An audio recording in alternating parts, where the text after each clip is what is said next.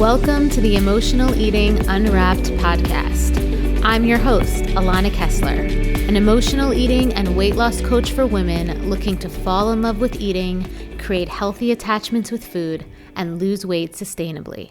Hello and welcome to Emotional Eating Unwrapped. I'm your host, Alana Kessler, and we are here today with Kassi. Hi, Kassi. Hello.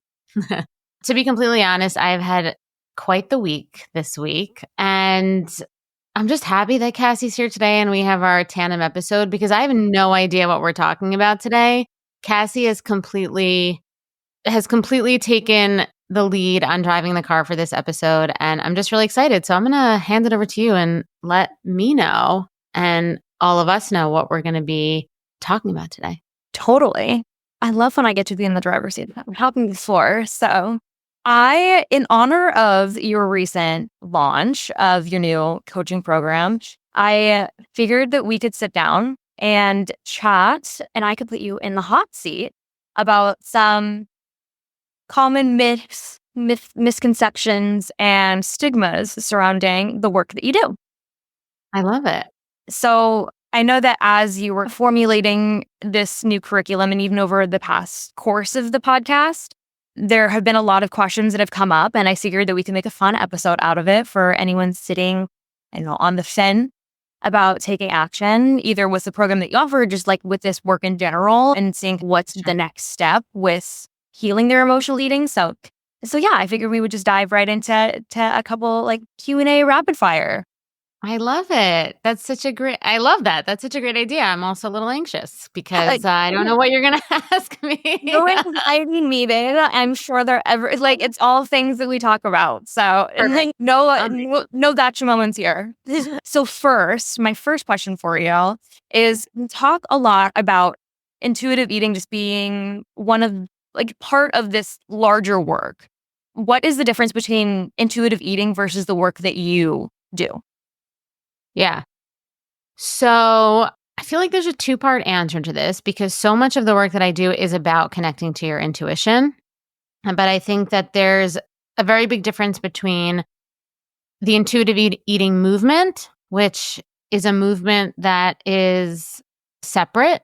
There is a movement out there that's like the intuitive eating movement, and there's books about it, and there's coaches that are specifically trained in the intuitive eating movement. And it's much more geared towards how you eat food rather than connecting to your intuition as a separate skill that you have to know how to do. And then almost as an unfolding, and as a result, your relationship with eating becomes easier and becomes more in integrity and aligned because you're connected to your intuition.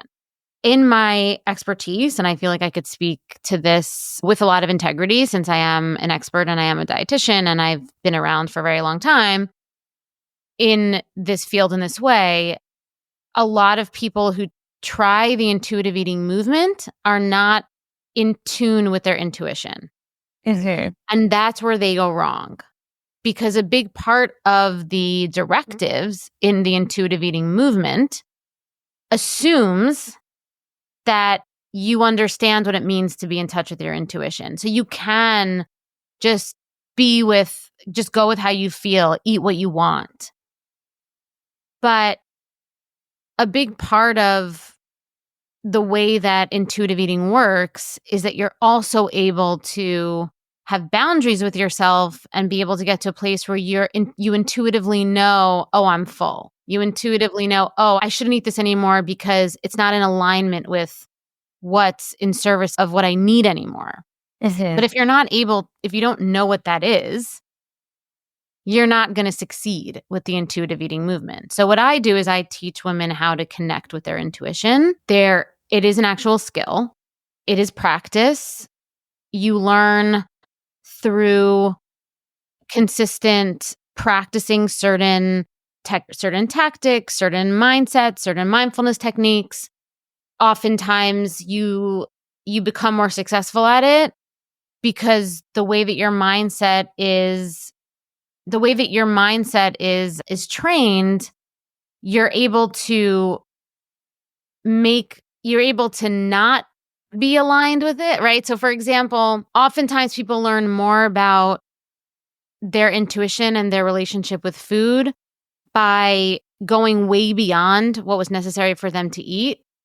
And then they connect with their intuition, but only because they have the prompts and the coaching and the consistency and the support to be able to hold space for that kind of messiness, basically.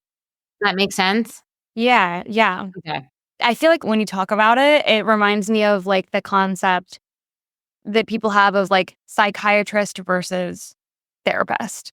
Like somebody to hold the space for them. Or so there's the psychiatrist who like gives like the diagnostic umbrella and they can tell you what you need to do to, or like maybe get prescribed medication or something like that, like in order for like treatment. Whereas like a therapist like guides you and gives you the tools and helps you put the tools in the toolbox, like to get through that. Exactly. Like a strategy or a tip or some sort of directive is not going to be what gets you from it's not going to be like A B equals C. A lot of times getting to the place that you want to get to with your relationship with food and ultimately losing weight if that's your goal is through applying tools and skills and building them consistently over time and getting the feedback and then not giving up and having momentum and then revisiting it again and the tool basically it's an ever evolving thing. So initially you have one tool, which is like a mindset prompt or a coaching prompt, but then the tool evolves based on your application of the tool and the feedback you get from the tool and your ability to process and reflect and extricate new information from the tool and then go back and do it again. Mhm. And so I think where a lot of women fail or go wrong, it's because they don't have the consistency and the support system to stay consistent, continue to apply, to continue to pay attention, and to continue to have that support system to stay accountable to processing and reflecting on the feedback and then continuing to have the momentum to do it again. Because ultimately, the best strategy for success is consistency, attention, and reflection, and then iteration, essentially. Right. And so that's what the mentorship does for you, right? It gives you the tools and a new way to look at things and actually new tactics, but it also gives you that support system that is what you need to connect to yourself, essentially, so that you can be an intuitive person and intuitive eating then comes out of that. I love that. Yeah, no, that I feel like that's a great way to put it. And it's definitely like nuanced, you know what I mean? Let me ask you this. I know that so much of what is integral to your work is your own experience with emotional eating.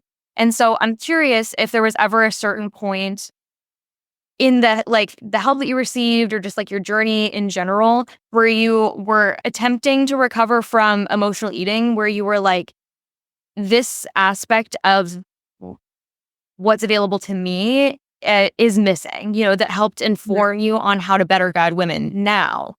For example, was it knowledge about nutrition? You were like, we're not talking about this, which like changed the game once you realized it. Does that make sense? Yeah, really good question.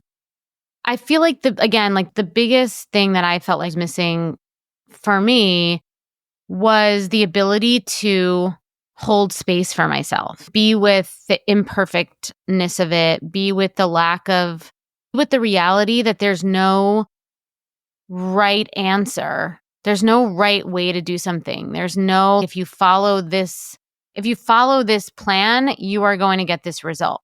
There's none of that. It's not going to happen, especially when it comes to healing from emotional eating and also wanting to lose weight. Again, I think when I've talked about this before, when you're a performance athlete, you can be formulaic like that. But there's no formula to healing. And also, you can be more formulaic about weight loss, but ultimately weight loss doesn't equal healing. Mm-hmm. And so I feel like the biggest value, one of the biggest values that I offer women is giving them the space to feel the fear of not having control, but realizing that just by being present to that fear and having tactics with eating that help you and tactics with mindset that help you reconnect to your intuition, to yourself, that you can do on autopilot that don't feel super sensational. And you can also feel the fear it's not going to work, but you continue to stay consistent because you have the momentum and the support system. And then eventually, in 4 weeks, 6 weeks, usually it takes that little time for you to get the verified evidence that it does work because you've been consistent for that long and you've had the support system. And then it's easier to keep going. It's easier then to be like, okay, it doesn't need to be so formulaic. I don't need to follow something so strictly. Mhm. And so I think for me, I didn't have a support system when I was doing this for myself. It was just me. I guess the support system was my yoga practice, my meditation practice, the meditation classes I would go to every week, right? Like I created for myself these tools and support systems to increase my capacity for discomfort. And then I applied a lot of the tactics with food that no one really was talking about, but I just intuitively felt was right. And I had the results that I have, which was my sustained 40-pound weight loss and like my healing my own binging and bulimia, my urgent and mindless eating with food, and where now I feel very free with food. It feels cliche to say that, but like now I feel so safe and unafraid with eating. I don't have any fear that something is going to make me spiral or that something is going to make me gain weight. And so I think that the tactics with food were things that I tried for myself as I was connecting to my intuition, it was these things. And then I was like, oh, this works. And I would like make a list. And that's how I created my programs essentially. But then I was like, what's the missing piece? And it was the support system. Right. And the support system was what I created for myself and what I now have created in the mentorship, which is like meditations and community support and like, tools and coaching and ability to unburden some of the stuff in a community, in a support system, consistent connection to mindfulness and meditation so that you have that consistent plug-in to grow your capacity and your own support system for yourself over time. But again, it takes application of the tools and practice and consistency. And that was something that I think I had naturally. And not everybody, like most people don't. And I think that's why I've succeeded. And I've succeeded in a way where I have no rules. Like I really have this true freedom. But it's not freedom where I'm following a reverse diet or a macro count, or freedom where I'm like, yes, I've lost this much weight, but I don't eat sugar and I've cut out processed foods and it's so great. There's nothing I don't eat. Seriously. So that's the difference, right? And I realized that the difference is really in the ability to be consistent and the support system. And that's what I think is missing in these things. And it needs to be a support system and consistency for a long period of time. 2 months isn't enough time. Even 4 months isn't enough time. You need to train. Look, like I always say this, when you think about being pregnant, someone is pregnant, if you're thinking of recovery as birthing a new version of yourself, don't expect it to be less than 9 months. Yeah, that's a great way to look at it, honestly. You're stating you're like the new you. Yes, and that's what I want people to think about. Don't expect anything to take less than 9 months. When biology and humanity, if we're trying to change our cells and our nervous system, that's exactly what growing a baby is. You're creating new cells, right? And it takes 9 months for that to happen, to just be birthed, not even to be like, aware. That takes 25 years. You know what I mean? Yeah. So right? So if we think it's going to take a short amount of time, it's not, which is why I created this mentorship, because that's what I realized. People are not willing to spend enough time doing it. So I wanted to create this mentorship where it gives you the time. It's a low lift financially, and that's it. And you're going to change your cells. You're going to change your nervous system. You're going to change your behaviors by being consistent and paying attention. Yeah.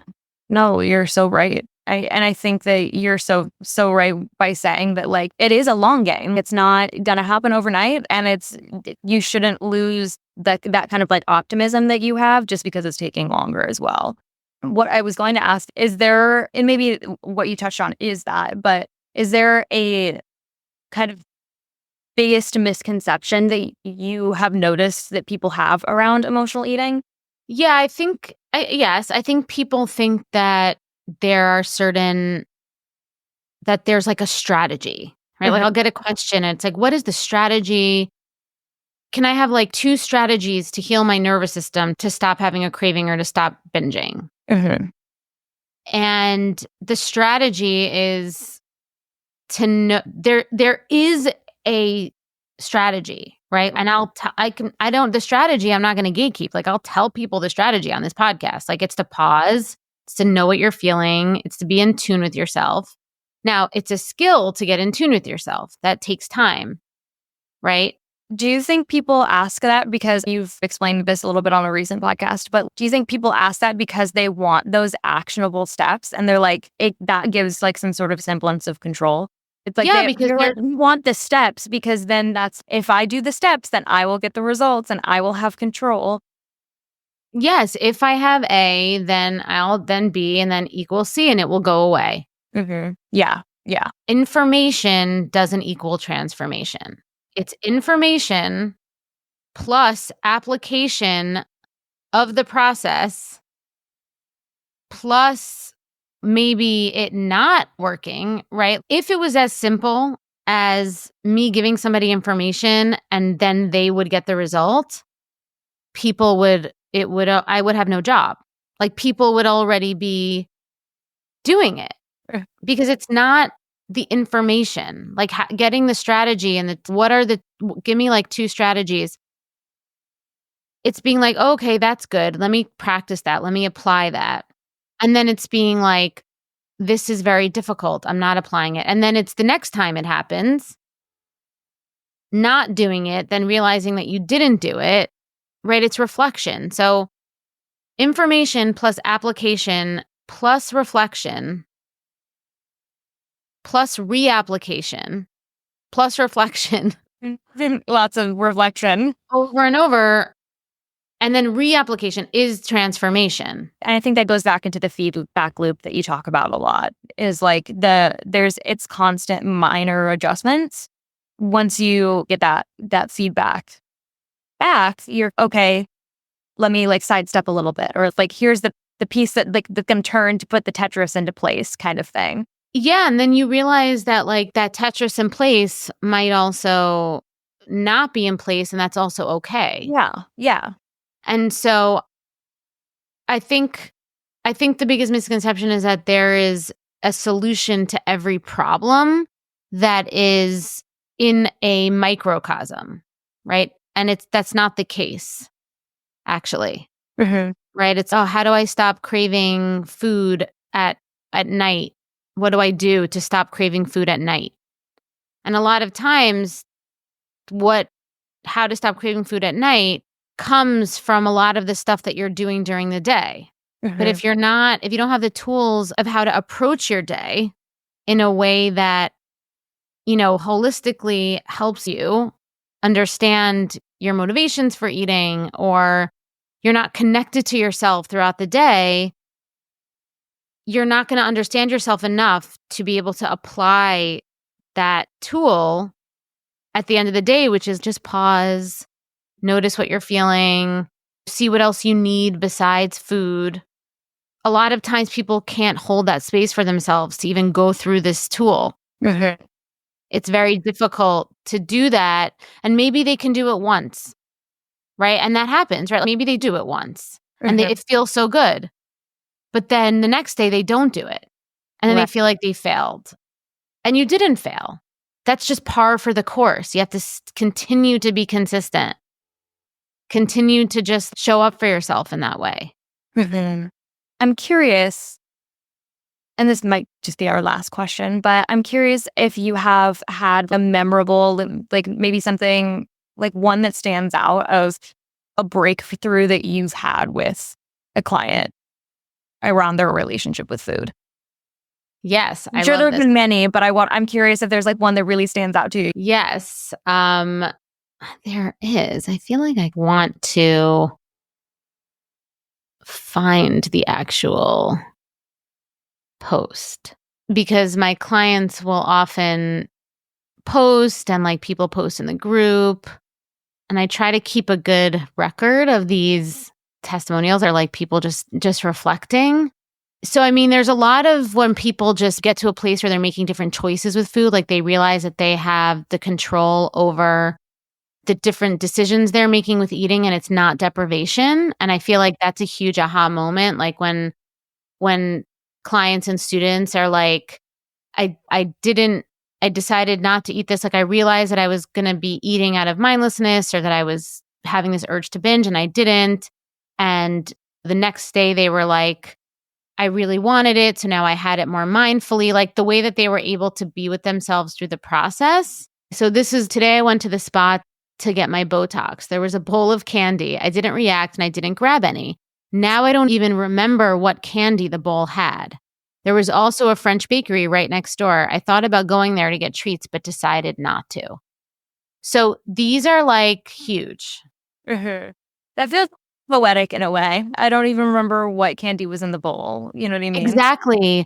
Exactly. It's like it seems like such a big thing in the moment. And then you realize afterwards that, that it's really not that big of a deal. But the thing is like you have to create that evidence for yourself. That's a possibility. That it's a possibility that it's not going to feel like the biggest deal in the world to eat this bowl of candy. But the only way you could do that is by being there for yourself and not eating the bowl of candy. Mhm. And oftentimes people need support as they're changing this behavior. It feels very triggering, right? Like you feel like you're on a diet, you're depriving yourself, a lot of stuff comes up. And so people need support to change these behaviors. It's not just, I couldn't just say to her, don't eat it, because I have to respect also the emotional process that goes into that. And I think that a lot of times people don't get the support they need in the emotional process that they're going through while they're making these behavior changes based on information and strategies that they're given, right? There's a lot of emotional stuff that comes up when you're trying to apply these strategies. Right. For And sure. we need support around that. Yeah. That's the biggest thing. So one of my clients had a birthday. Okay. And she was very nervous about going to this restaurant for her birthday because in the past, she's like eaten to the gills and it's been a very triggering experience for her. And this is one of those things where you hear somebody give so much power to the food and to the restaurant. And what I try to teach people is you're the one that has the control. The restaurant, the food isn't the one with the control. And so this is what she said. She goes, I was so anxious about coming here. I checked the menu before going to sleep and woke up with anxiety at 3 a.m. I saw this bread pudding and felt all the feelings. Bread pudding is one of the foods I used to binge on. I have baked a whole one and ate it at one point. Last time I came to the restaurant like this, I left with a food coma. I legit thought I would not be able to stop. I took a break and held the baby after I finished the eggs and the salmon that I had decided to eat. And then I got up and I grabbed the bread pudding. I was tempted to get more cinnamon bread, but I already had one, so there was no need. I ate this very slowly. Once again, I didn't get that high that I thought I was going to get. It didn't taste as good as I remembered, or I didn't get the feeling I was expecting. So I ate it, and that was it. There was no need for 2 more plates of it. I love that. That behavior change in the moment, to do that in the moment, is Mhm. massive. Yeah. That's been like a year in the making with her. And that's Right. so cognizant too. Like being aware of even that the potential of having those feelings exist. You know what I So, mean? and that's the healing, to be able to, in the moment, plenty of people could tell you after the fact Right. what happened. Right. They can recall, which is why I always say recall is not a good way to heal, right? Counting calories, counting macros, tracking, and then looking at it after the fact. It's not a good way to heal. You're not going to heal that way. All Right. you're going to do is have more information and that's it. You heal when in the moment you can make different decisions. And that is a skill. That is intuition. That is intuitive eating, Yeah. right? To be able to, in the moment, be able to do that. That means you have had to change the cellular structure of your nervous system. You have had to completely heal the way that your brain is relating to food, right? So you're not numbing, you're not urgently, you're doing the pause in real time. That takes practice, failing at it, willing to do it over again. That's a huge mountain to climb. And so when I have clients that are able to do that in the moment like that, that's one of those moments where I'm like, you're there. You know what I'm saying? And that type of eating, that type of behavior with eating is what effortlessly makes you lose weight. Because when you approach your eating that way, you can eat anything you want and you'll lose weight because you are the one in control. Totally. Yeah. Love that. Yeah. Awesome. Yay. Awesome. I love that. I just feel like it's so, we could talk forever, but especially about this and all the intricacies of the work that you do, I find it so fascinating. And so I love that we were able to unpack a little bit of the ethos behind like your work Mhm. and that sort of thing. And really, like we were talking about a little bit before, is there's some notions that people have about this kind of work, and one that's like easy, two that it's quick, or just the nuances of it in general. So I'm glad that we got to talk about it today. Yeah, me too. It's really, there's two journeys. There's the healing journey of emotional eating and binging, and then there's the weight loss journey. And like I've said before, they overlap, but they are two different journeys. And if you are somebody that struggles with emotional eating and you also want to lose weight, it is a different journey. It is a more nuanced path. Mhm. And other tactics and techniques and programs that are very focused on data and tracking and all that stuff is not going to get to the heart of what it really takes to grow what you need to inside of yourself to heal. Mhm. And so, yeah, so I'm so happy. This was amazing. I hope that I answered the questions well because Yeah. I didn't see them in advance. And yeah, and thank you everyone for listening to the episode. I hope this was really helpful. We have links to the mentorship in the show notes if you're interested. We have a $33 trial for 1 month if that's something you're interested in. And that's it. So until next time, I'm Alana. And I'm Kassi. And thank you for This has been- listening to Emotional Eating Unwrapped. See you guys next week.